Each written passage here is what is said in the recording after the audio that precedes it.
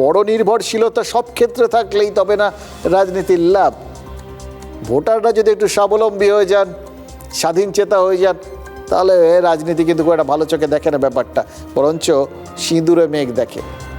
তাই এটা ধরে নিয়েই কি ভোটারকে একটু সংশয়ে রাখতে চাইলেন শিলিগুড়ির তৃণমূল প্রার্থী গৌতম দেব? কি বলেছেন জানেন? বলেছেন ভোটের দিন অর্থাৎ 23শে এপ্রিল তিনি নাকি 50,000 কর্মী নিয়ে রাস্তায় থাকবেন।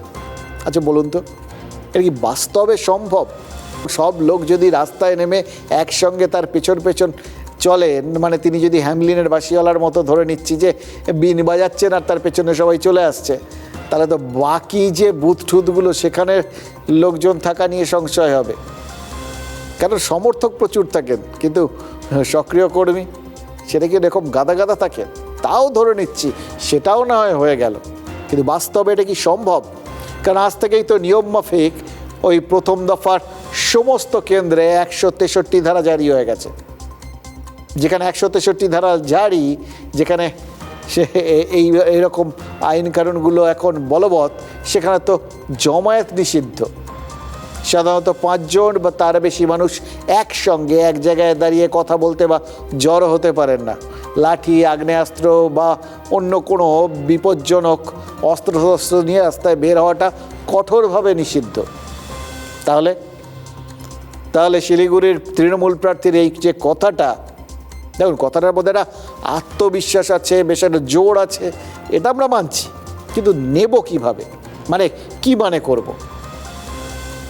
সহজভাবে মানে করব, মানে কিছু মনে না করলে আর কি মানে করাটা খুব সহজ।